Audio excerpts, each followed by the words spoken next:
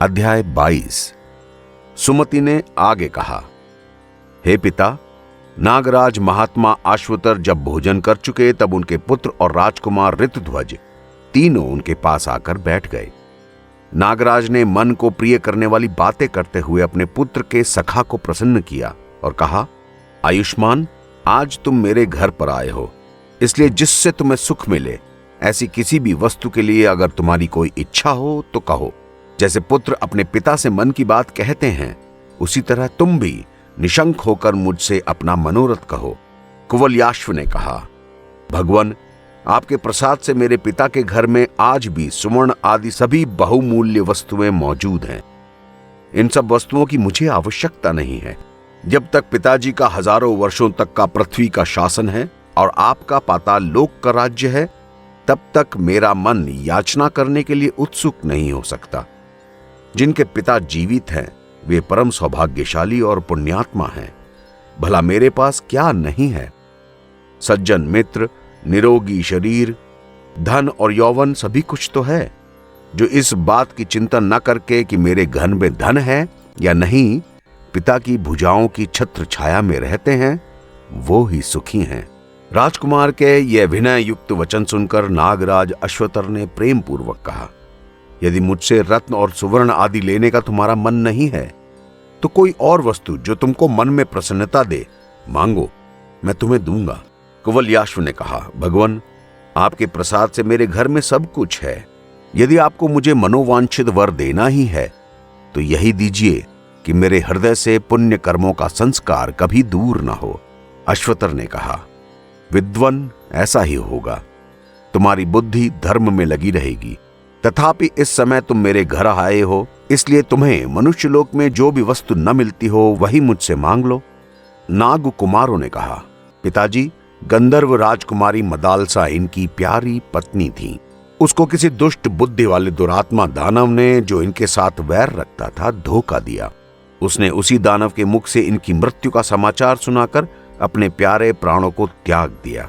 तब इन्होंने अपनी पत्नी के प्रति कृतज्ञ होकर प्रतिज्ञा ली थी कि अब मदालसा को छोड़कर वो किसी दूसरी स्त्री को पत्नी नहीं बनाएंगे। ये वीर ऋतध्वज आज उसी सर्वांग सुंदरी मदालसा को देखना चाहते हैं। यदि ऐसा हो सके तो इनका मनोरथ पूरा हो जाएगा। तब नागराज ने घर में छिपाई हुई मदालसा को बुलाया और राजकुमार को उसके दर्शन कराए। ऋतध्वज, ये तुम्हारी पत्नी मदालसा है या नहीं?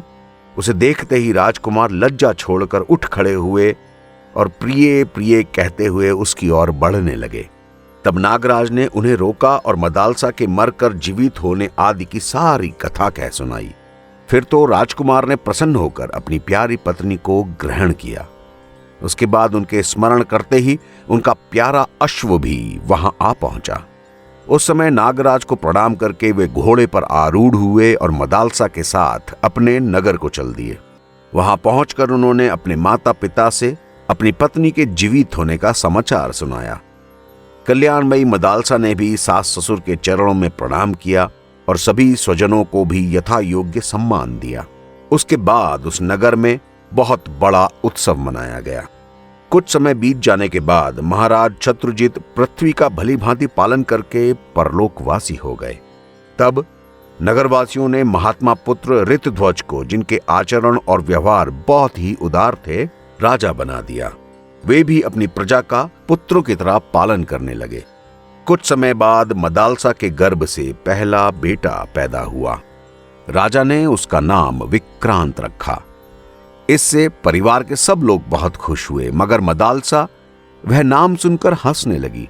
उसने उत्तान सोकर जोर जोर से रोते हुए शिशु को बहलाने के लिए व्याज से इस तरह कहना आरंभ किया, हे तात, तू तो शुद्ध आत्मा है, तेरा कोई नाम नहीं है। यह कल्पित नाम तो तुझे अभी मिला है। यह शरीर भी 5 भूतों का बना हुआ है।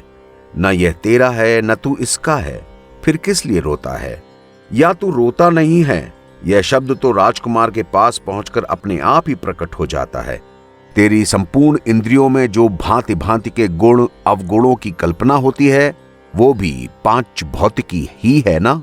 कोई जीव पिता के रूप में प्रसिद्ध है, कोई पुत्र कहलाता है, किसी को माता और किसी को प्यारी स्त्री कहते हैं। कोई ये मेरा है कहकर अपनाया जाता है और कोई मेरा नहीं है, इस भाव से पराया मान लिया जाता है। इस प्रकार ये भूत समुदाय के ही नाना रूप हैं, ऐसा तुझे मानना चाहिए पुत्र।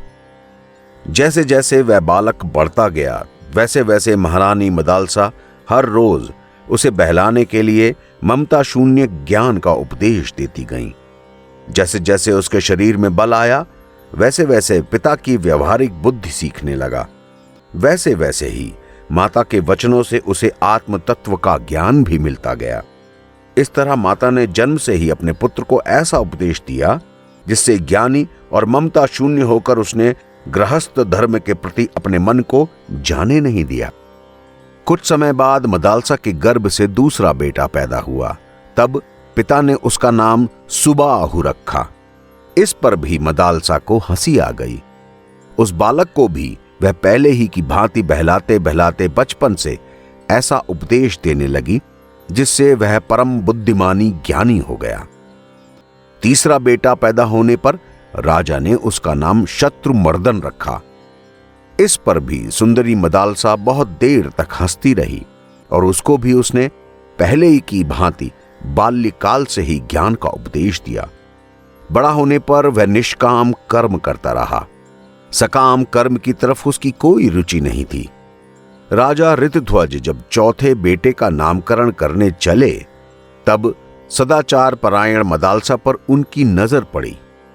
उस समय वह मंद मंद मुस्कुरा रही थी। उसे हंसते देखकर राजा को कौतूहल हुआ। उन्होंने पूछा, देवी, जब मैं नामकरण करने चलता हूं तब तुम हंसती क्यों हो? इसका क्या कारण है? मैं तो समझता हूं कि विक्रांत, सुबाहु और शत्रुमर्दन सुंदर नाम है। ये क्षत्रियों के योग्य हैं और शौर्य में उपयोगी हैं। भद्रे, यदि तुम्हारे मन में कोई और बात हो कि ये नाम अच्छे नहीं हैं, तो मेरे चौथे पुत्र का नाम तुम स्वयं ही रख लो।